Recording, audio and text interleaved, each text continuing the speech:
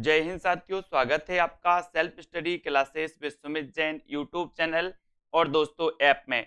ठीक है, अगर अभी तक आपने सेल्फ स्टडी क्लासेस का ऐप डाउनलोड नहीं किया तो ऐप को जरूर डाउनलोड करें। ठीक है, आपको क्या करना है, प्ले स्टोर में जाना है और दोस्तों सर्च करना है सेल्फ स्टडी क्लासेस। तो ऐप जरूर डाउनलोड कर लें दोस्तों, आपके लिए बहुत ही बढ़िया हिंदी साहित्य का कोर्स लॉन्च किया गया है। मास्टर कैडर के लिए, यूकेएलटी है ना, टीजीटी, पीजीटी, जूनियर टेट आदि एग्जामों के लिए बढ़िया कोर्स लॉन्च किया गया है। और दोस्तों हमारी ये डाउट्स वाली क्लास चलती है। इस डाउट्स वाली क्लास में हम डाउट्स वाले प्रश्नों को सॉल्व करते हैं।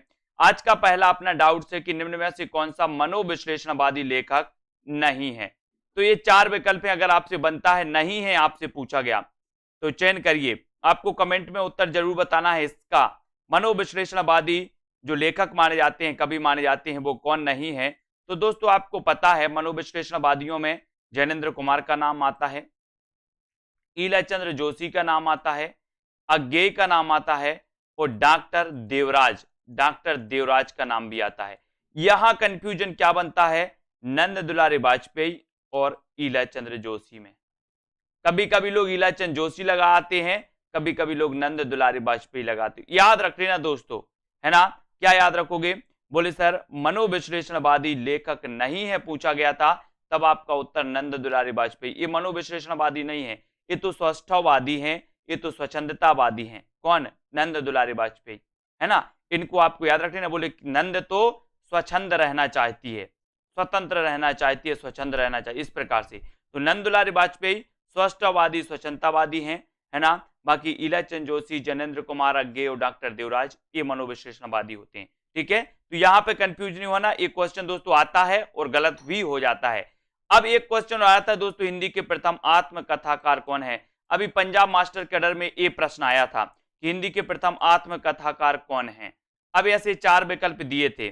तो दोस्तों पहला कंफ्यूजन तो यही है कि यहां पर बनारसीदास चतुर्वेदी दिया है, तो कई लोग तो आंखें बंद करके बनारसीदास चतुर्वेदी में टिक कर देंगे, बोले यही है।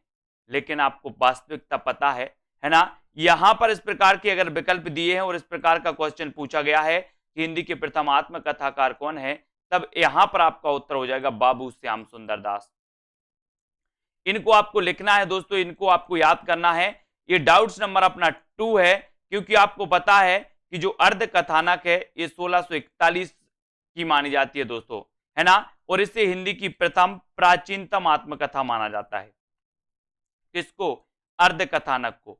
ऐसे आपको याद रख लेना, अगर आपसे पूछा जाए कि हिंदी की प्रथम आत्मकथा कौन सी है, ऑप्शन में अर्ध कथानक है तो आपको अर्ध कथानक लगा देना है।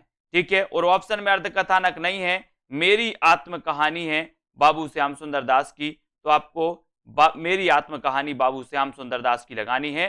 क्योंकि दोस्तों ये हिंदी की प्रथम प्रसिद्ध आत्मकथा मानी जाती है बाबू श्याम सुंदर दास की। कौन सी, मेरी आत्मकहानी। पंजाब मास्टर कैडर में ये क्वेश्चन आया था और यहां पर जो उत्तर माना गया था वो बाबू श्याम सुंदर दास हिंदी के प्रथम आत्मकथाकार हैं। यानी कि बी नंबर आपका यहां पर ये उत्तर सही माना गया था।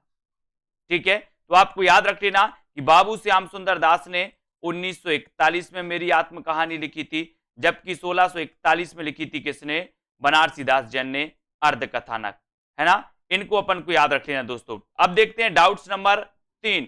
एक क्वेश्चन और आता है, बीभत्स रस का स्थायी भाव क्या है। आप यहां कंफ्यूज होते हो, एक तो आप दोस्तों भयानक रस में कंफ्यूज होते हो, ठीक है, और एक दोस्तों अद्भुत रस में आप कंफ्यूज होते हो, है ना। आपको पता है अद्भुत रस का स्थायी भाव माना जाता है विस्मय या फिर आश्चर्य, है ना। बोले अद्भुत आश्चर्य है, हमने देखा अद्भुत आश्चर्य देखा, अद्भुत विस्मय देखा, तो अद्भुत रस का जो स्थायी भाव होता है वो तो विस्मय या आश्चर्य होता है। लेकिन यहां बीभत्स पूछा गया, कई लोग बीभत्स रस का लगा आते हैं आश्चर्य। याद रख लेना, बीभत्स रस का स्थायी भाव जुगुप्सा है और एक क्वेश्चन पूछा जाता है, डाउट्स वाला प्रश्न है। बीभत्स रस का स्थायी भाव क्या है, जुगुप्सा। और कुछ लोग अद्भुत का पूछा जाता है, अद्भुत रस का स्थायी भाव क्या है या बीभत्स रस का स्थायी भाव क्या है, तो कुछ लोग आश्चर्य लगा के आ जाते हैं, डाउट्स, है ना।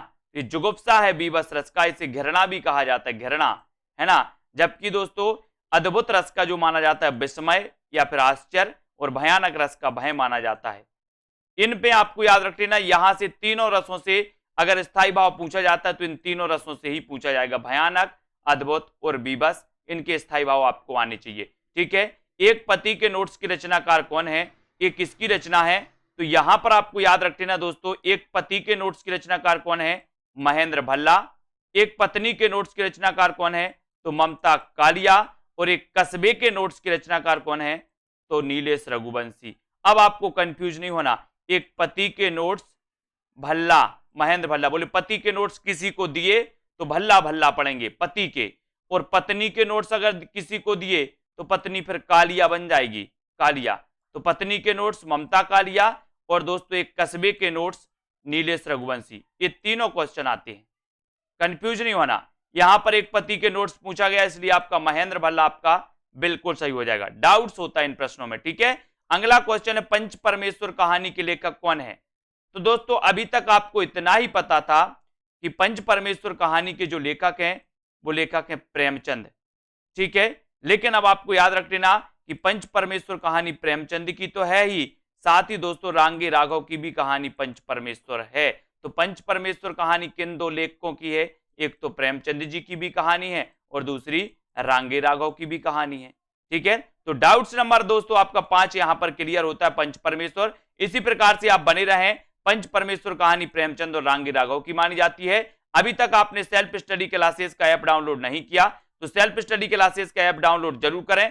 पूरे वीडियो पाने के लिए दोस्तों, डाउट्स वाले पूरे वीडियो, ट्रिकी वाले पूरे वीडियो पाने के लिए, है ना, और निरंतर क्रमबद्ध अध्ययन करने के लिए आप एडमिशन ले सकते हैं कोर्स में। सेल्फ स्टडी क्लासेस का ऐप डाउनलोड जरूर करना है और वीडियो को लाइक और शेयर जरूर करें, और ऐप डाउनलोड करके दोस्तों आप उसमें एडमिशन लें, है ना, और एडमिशन लेकर के आप क्रमबद्ध ट्रिकी तरीके से विस्तृत अध्ययन और टेस्ट लगाकर बहुत अच्छे से पढ़ सकते। ठीक है, तो आज के इस वीडियो के लिए बस इतना ही। जय हिंद।